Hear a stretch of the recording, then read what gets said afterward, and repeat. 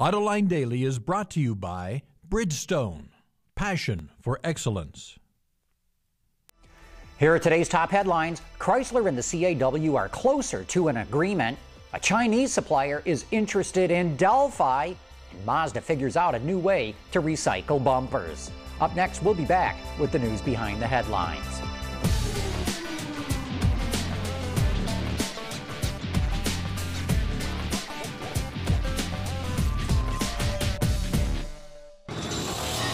This is Autoline Daily for Tuesday, March 24, 2009, and now the news. Chrysler and the CAW began concession talks yesterday, and the two sides are closer than thought. According to Wards, the union and Chrysler are only $5.75 Canadian, or under $5 American, off on reducing pay. Chrysler is trying to get wage concessions to get government funding. The company is seeking $3 billion Canadian dollars, but has threatened to pull its operations out of Canada if it does not get labor concessions. The Detroit Free Press reports that a survey from R.L. Polk reveals 61% of Americans are opposed to giving any more government aid to General Motors or Chrysler, even though most of them recognize this will cause dire economic consequences. The Freep points out that the poll came out only a day after President Obama said, "The only thing less popular than putting money into the banks is putting it into the auto industry." GasGoo.com reports that Beijing Automotive Industry Holding Corporation may buy part of Delphi. The giant U.S. supplier is rumored to be getting rid of non-core businesses like its brake and suspension divisions. Beijing Auto aims to bolster its position as a supplier by acquiring technology and production facilities, and it has not ruled out acquiring all of Delphi. Mazda has come up with a new way to recycle polypropylene bumpers on cars. The process can recycle the bumpers from any car, from any manufacturer, and it automatically removes metal attachments and other pieces by crushing the plastic into pellets, then separating them by blowing them away with air. It also automatically strips away any paint without heating the plastic, and all this makes this process a lot more efficient than any others. Chinese auto company Jinju Wonder and Korean electric car maker CT&T rolled out their first electric car at their joint venture plant in China yesterday. According to GasGoo.com, the car is a mini two-seater, which has a range of 110 kilometers or nearly 70 miles on a single charge.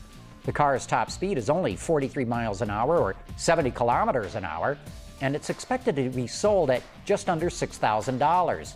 The plant will have an annual output of 50,000 vehicles, and deliveries are expected to begin this June. Autoblog's carrying this interesting story. Rumors are swirling that retail giant IKEA is preparing to sell an environmentally friendly car.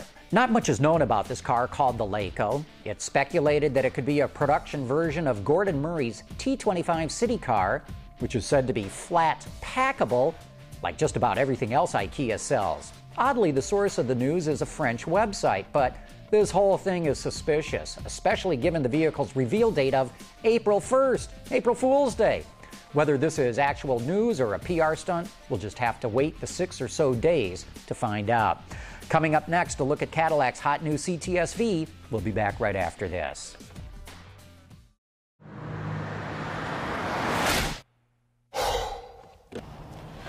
Changing tires out here could be dangerous, but with these tires, I don't need to worry. Bridgestone. Mercedes-AMG and BMW's M are two of the first high-performance sub-brands that come to mind. But for several years now, Cadillac's V-Series has been making a name for itself with enthusiasts. The latest car to wear the brand's chrome and checkered flag logo is the new CTS. Just like the last generation of the car, GM has again dropped a powerful Corvette V8 between its front fenders. Shared with the new ZR1, this supercharged 6.2-liter engine delivers 556 horsepower, enough to make the 2009 CTS-V the most powerful production Cadillac ever. Rounding out the drivetrain, Caddy offers either a 6-speed manual or a 6-speed automatic transmission. Putting all that power to use, GM says the car is capable of rocketing from 0 to 60 in less than 4 seconds. If things get out of hand, the company put huge multi-piston Brembo brakes at all four corners to slow things down. Helping keep the CTS-V planted while driving is Cadillac's magnetic ride control. Whether you're cruising on the freeway or tearing around a racetrack, this adaptive suspension adjusts the shock dampening depending on road conditions to keep the car stable. Building on the standard CTS's already excellent interior, the V offers several upgrades like optional 14-way performance seats and an Alcantara trim package. The 2009 Cadillac CTS-V offers world-class performance for a lot less money than its competition. Go light on the options and the car can be had for right around $61,000.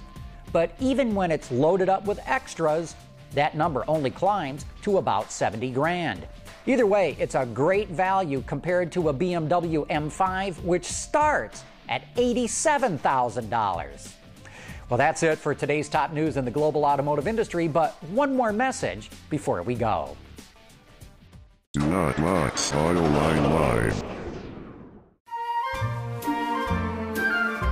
The new Chrysler has the opportunity to prove that private business model can thrive in this industry.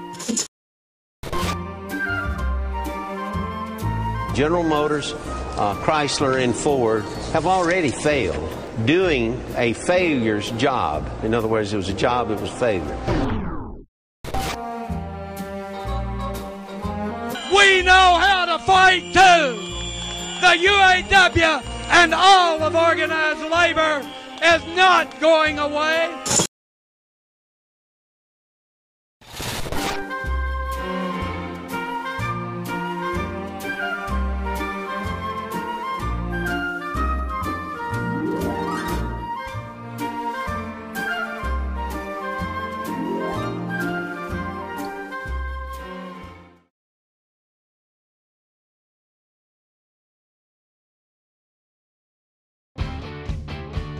Visit our website for even more great content all week long. Autoline Extra, Dawn's Journal, podcasts, and even more. So click over and get the inside view at AutolineDetroit.tv.